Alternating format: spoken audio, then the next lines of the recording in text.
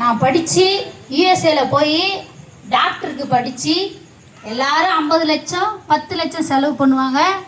ஆனால் நான் மட்டும் 10 கோடி செலவு பண்ணி படிச்சுக்கிறேன். ஏன்னா நான் யார்? MBBS doctor. இந்த 10 கோடியை இந்த ஒரு மாதத்தில் நான் எப்படியாவது சம்பாதிக்கணும். அதுக்கு ஒரு ஐடியா யோசிப்போம். கிளினிக்கே திறந்தாச்சு, நர்ஸும் ரெடியாக இருக்காங்க, என்ன பண்ணலாம்?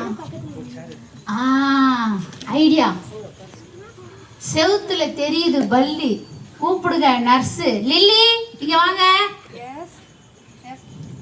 உங்ககிட்ட ஒரு ஐடியா ஒன்று சொல்லியிருந்தேன், எழுதி வச்சிருக்கீங்களா?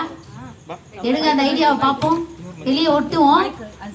அதனால வர அமௌண்ட் மொத்தத்தையும் நம்மளே வச்சு ஒரே மாசத்துல ஓஹோ தெரியல மேடம். ஒரு 3 நாளா ஒரே ஸ்மெல்லே தெரியல மேடம். என்ன தெரியல? ஸ்மெல்லே தெரியல மேடம். ஸ்மெல்லே தெரியலையா?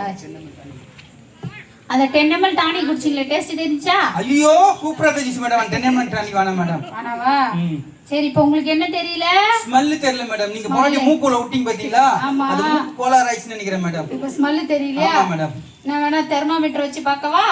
மேடம் வாயில இல்ல மேடம், மூக்குல மேடம். அதான் நான் 10 கோடி குடிச்சிட்டு படிச்சு 10 கோடி குடிச்சு 10 கோடி குடிச்சிட்டு வந்தீங்க. இல்ல 10 கோடி படிச்சிட்டு 10 கோடி படிச்சிட்டு இங்க சென்னைக்கு வந்து ஒரே நாள்ல ஓஹோ நான் வரதுக்காக வந்து கோடியை பத்தி தெரு கோடி இருக்கீங்களா மேடம்? இல்ல பகவான் பண்ணி வரல, நான் ஆயிடுவேன். மூக்குலயோட அதிக மேடம். ஏன் பாசத்தை கொஞ்சம் வாசனை தெரியுதா? கப்ப அடிக்குது மேடம். வாசனை தெரியல? நாளை மேடம் இந்த நாத்து நாடுது தெரியலையாப்பா? கிட்ட வா. ஐயோ மேடம் நாத்து அடிக்குது மேடம். எத்தனை பங்கு மேடம் அப்பல தெரியலையா? நீங்க வரும்போது என்ன சொன்னீங்க?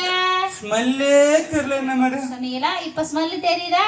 ஐயோ போச்சு. 500 ரூபாய் எடுங்க மேடம். 500 ரூபாய் எங்க இல்ல மேடம். பரவாயில்ல, ஜிபே பண்ணுங்க மேடம். ஜிபே அக்செப்ட் இல்ல நீங்க மேடம் போட மாட்டோம். இப்ப அக்செப்ட் ஆயிச்சு. நான் ஓஹோ ஆயிட்டேன்ல, வெளிய வெளிய பேஷண்ட் வெயிட் பண்றாங்கல்ல.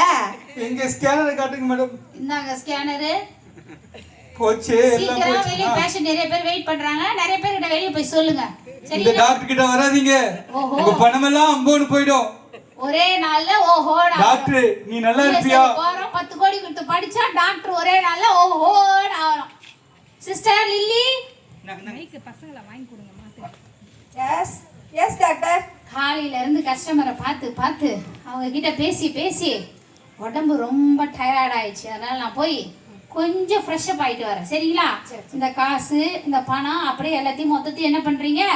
பத்திரமா வச்சிருக்கணும். எப்படி வச்சிருக்கணும்? பத்திரமா வச்சிருக்கணும். வெளிய பேஷண்ட் வெயிட் பண்றாங்கல்ல. ஓகே.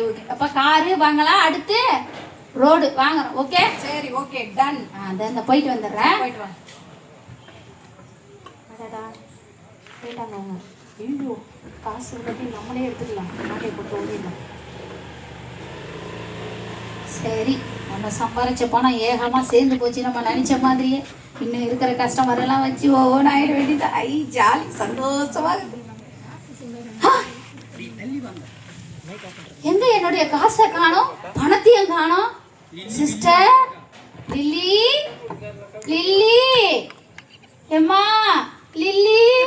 ஐயோ என் பணம் பூரா போச்சே, நான் என்ன பண்ணுவேன்?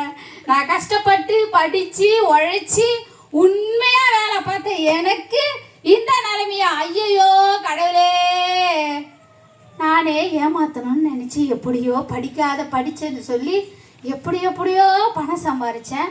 ஆனா என் பணத்தையே ஒருத்தி ஆட்டிய போட்டு போயிட்டாளே கடவுளே. எனக்கு வாழவே பிடிக்கல ஏசப்பா. நான் எங்கேயாவது போறேன்,